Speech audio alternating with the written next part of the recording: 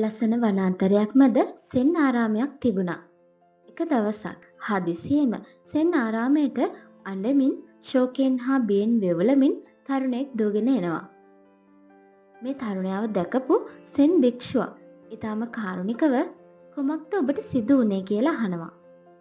කැලේදී සොරුන් Tamanට පහර දුන් බවත් Taman ළඟ තිබුණු සියලු ධනෙ සොරකම් කළා කියලත් තරුණයා හඬා වැටෙමින් සෙන් භික්ෂුවට කියනවා. මම ළඟ දැන් කිසිම දෙයක් නැහැ. මට ආපහු ගෙදර යන්න විදිහකුත් නැහැ කියලා ඔහු දිගටම අඬමින් ඉන්නවා.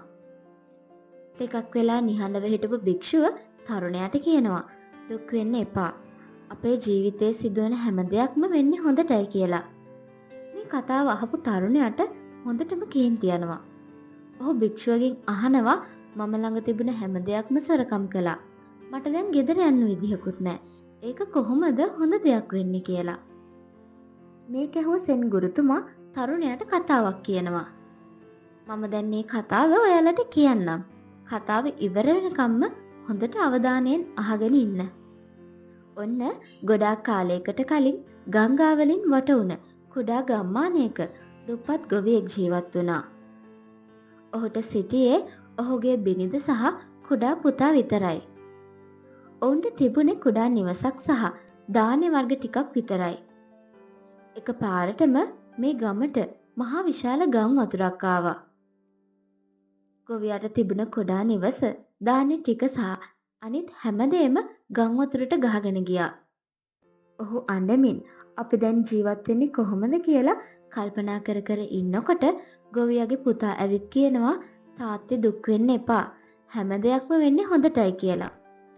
මේක අහපු ගොවියට විශාල කෝපයක් ඇති වෙනවා. ඔහු පුතාට බනිනවා. අපිට තිබුණ හැම දෙයක්ම නැති වෙලා.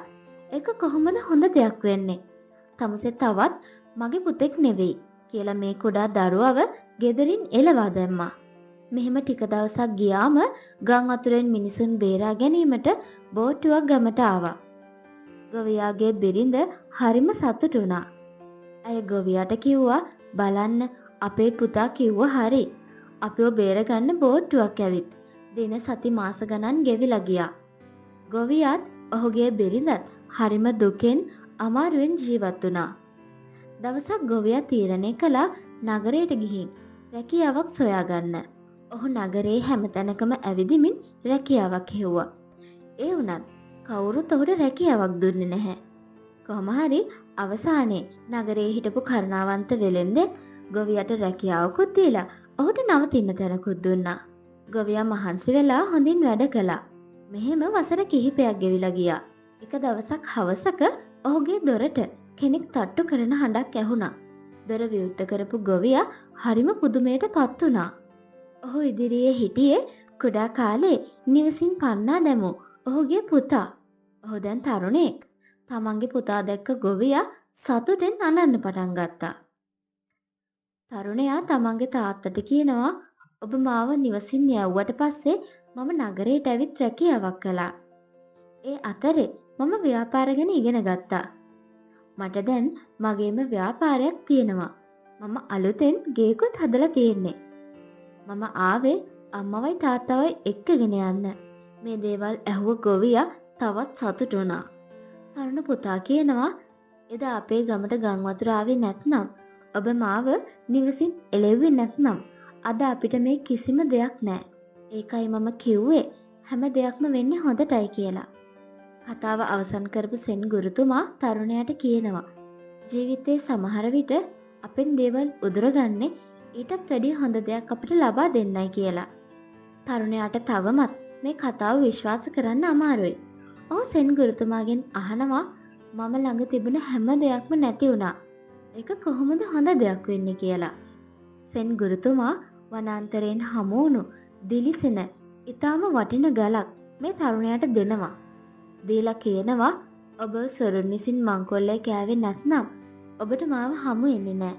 මාව හමුුනේ නැත්නම් මේ ගල ඔබට ලැබෙන්නෙත් නැහැ. ඔබ මේ රැගෙන ගිහින් නගරේ විකුණන්න. එවිට ඔබට නැති වුණ සෑම දෙයක්ම ලබා ගන්න පුළුවන් කියලා. සෙන් ගුරුවරයාගේ මේ පාඩම තරුණයාව වෙනස් කළා. ඔහු අනාන්තරයෙන් පිටත් වුණේ ඊටම සතුටින්. ජීවිතයේ අලුතින් පරිච්ඡේදයක් ආරම්භ කිරීමේ අරමුණින්. මේ සරල කතාවෙන් හරිම බලවත් පණිවිඩයක් අපිට ලබා දෙනවා.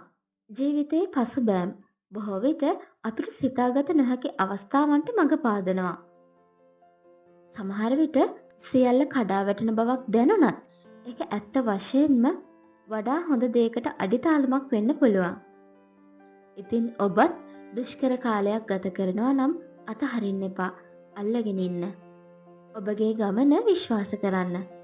අද ඔයාට පාඩුවක් හෝ බාධාවක් කියලා හිතන දේ දීප්තිමත් හෙටක් සඳහා අඩිතාලමක් වෙන්න පුළුවන්.